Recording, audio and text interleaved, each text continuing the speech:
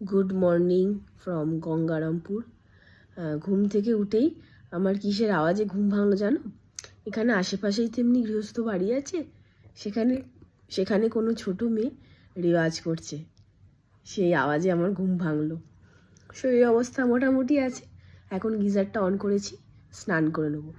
আর চা বিস্কিট দিয়ে গেছিলো, চা বিস্কিট খাওয়া হয়ে গেছে।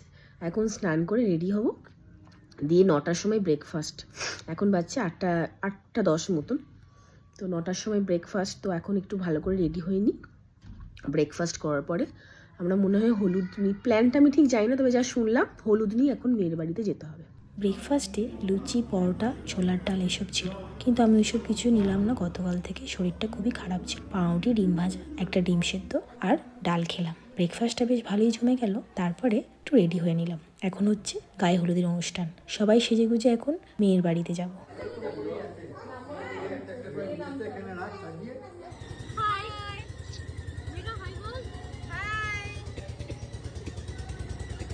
এখন আমরা সবাই তত্ত্ব হাতে নিয়ে টোটো করে যাব মেয়ের বাড়ি।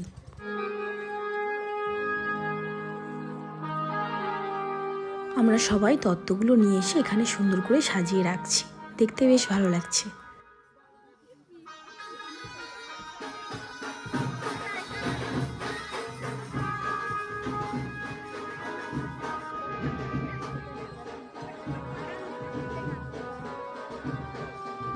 এই হলো গিয়ে নতুন বউ। ও মা, কি সুন্দর লাগছে, তাই না?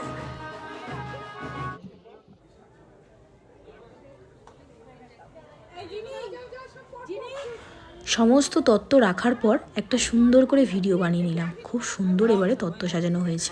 এখন আমরা চলে যাব দুপুরের লাঞ্চ করতে। মেয়ের বাড়ি যে ব্যাঙ্কোয়েটটা ভাড়া নিয়েছে সেই বাড়িতেই আমরা আজকে লাঞ্চ করব। দেখো, সবাই মিলে আমরা কিন্তু লাঞ্চের জন্য ওয়েট করছি। এখন বাজছে দুপুর 2টো। চটপট লাঞ্চটা সেরে নিয়ে হোটেল ফিরে যাব। একটু রেস্ট নিয়ে আবার বিয়ের রাতের একটা মাঞ্জা লুক দিতে হবে।